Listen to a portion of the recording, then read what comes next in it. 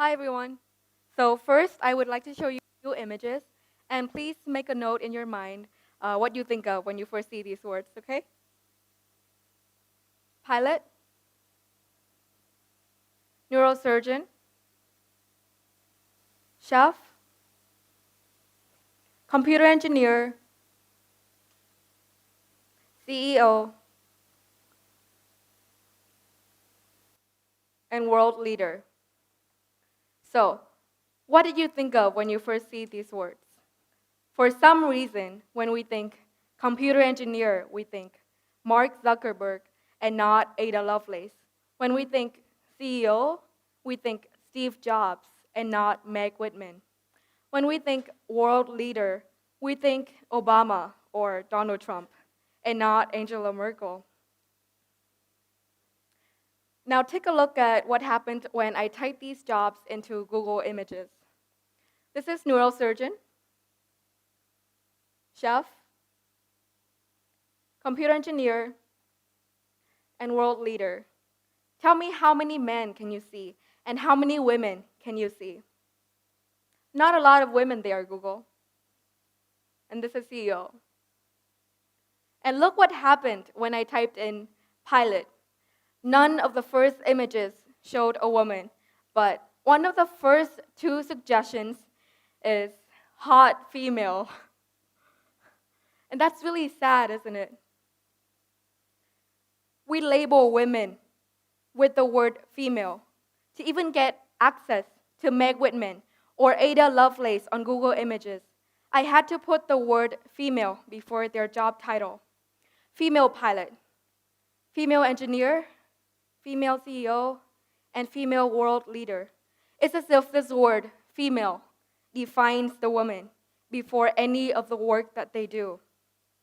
So for some reason, we think of women who are in charge as bossy and abrasive. But the truth is that they have to overexert to not come off as incapable or weak. When a woman is in charge, she feels the pressure to prove that she's good, that she's capable, that she is one of the guys.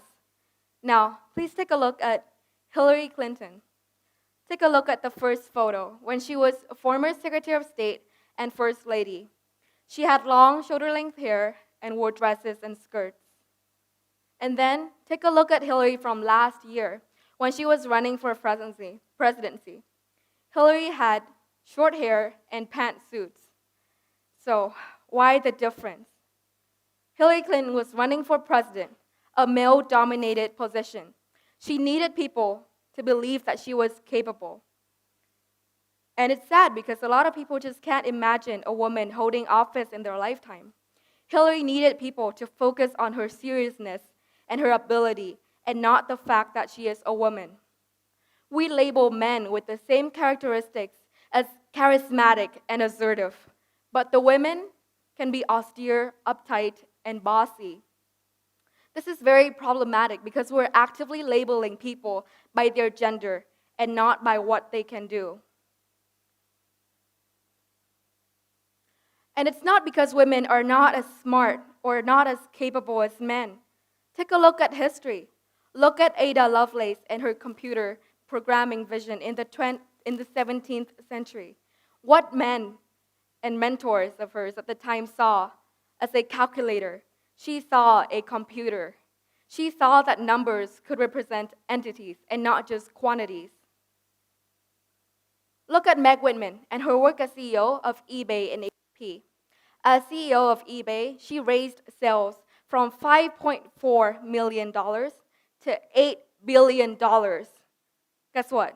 That's 140 times. Look at Chancellor Angela Merkel and her work with Germany. She transformed the country's politics and economy, and now Germans call her mother. And Vietnam too. Look at Nguyen Vietjet Air CEO. She is a self-made billionaire and now worth 3.4 billion USD, one of the most successful business people in Asia. So who dare say that women are not as capable as men? However, the excuse against tough and strong-minded women who advocate for themselves has evolved. People don't outright say that women are not as capable anymore because that would make them sound sexist, even though they are.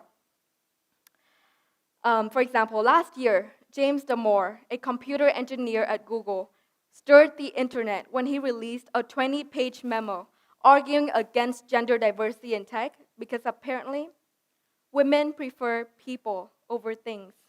People don't outright say that women are not as smart anymore. They say women are different, that they are born with a preference for certain things and they're destined to do certain tasks. And what upset me about the Damour incident is that people actually agreed and sided with him, even though he cited highly unreliable and outdated scientific sources with a sample size of 5 infants. Clearly, even in STEM, even in the most progressive Silicon Valley, the stigma against women still stands. Across the globe and in Vietnamese households, women are told that equality should exist, of course, when it comes to education and opportunity, but there are just some things that girls should learn how to do well.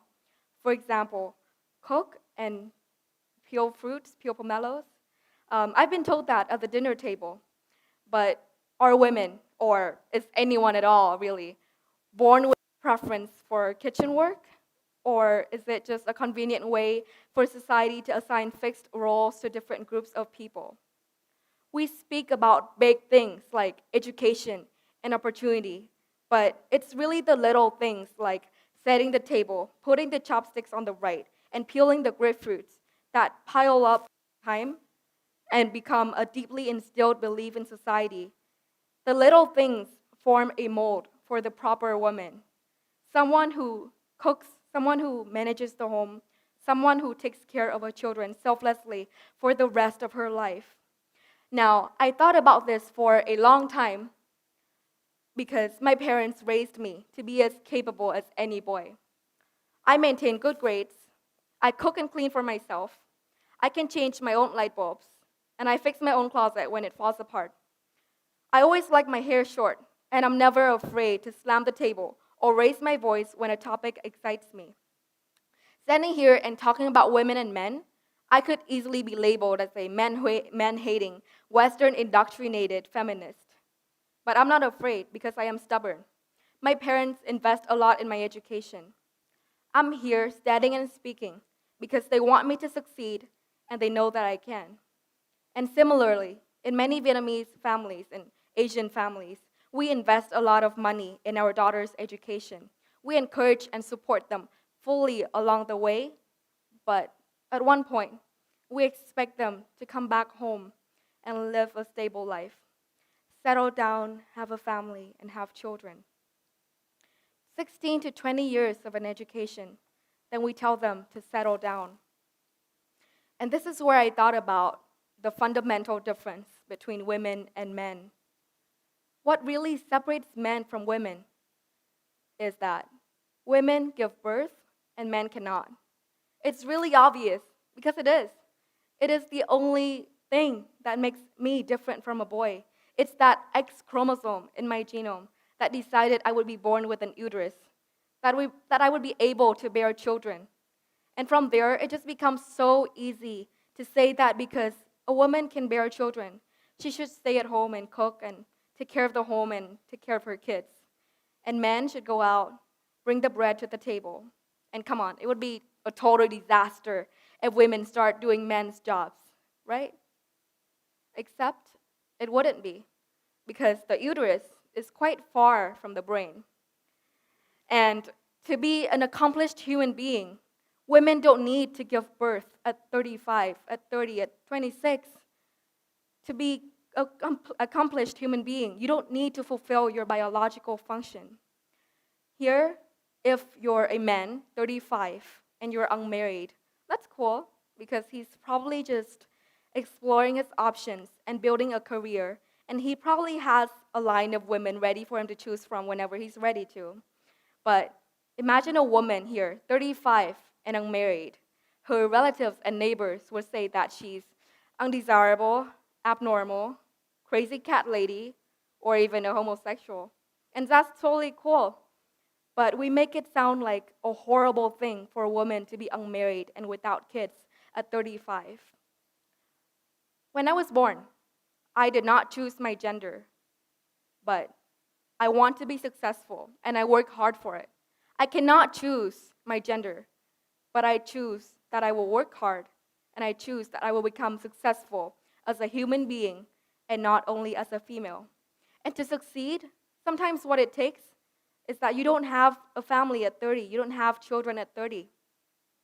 And that should be totally fine, except here we tell girls that it's not okay. And of course, it makes sense. We want our daughters to lead a stable life and have a family and be happy. But sometimes what it takes is more than that. It takes sacrifice. And the thing is, many Asian women, they stop working for an extended period of time or even permanently after they have children. They set their dreams aside, their career goals interrupted to have children. And that's respectable and honorable because motherhood is the greatest duty. I love my mother. I love you, Mom. But motherhood is the greatest duty, and it is respectable if it was the woman's choice to do so. But if it was their family or their relatives or their neighbors that told the woman to go get married and have children, then that is not okay. Because sometimes, for example, when you take a maternal leave, you come back and companies don't place you in high-ranking positions. They don't hire women who are about to give birth, women who are about to get married, because they think married women and women who have children, mothers, cannot dedicate themselves fully to their job. How can they be a CEO? And that's why, as a society, we need to give women options. We need to make it be okay to not have children at 30, to not be married at 30. And if women do want to have children, then we need to give them full access to health care, paid maternal leave, and make sure that they can rejoin the workforce if they want to, without discrimination.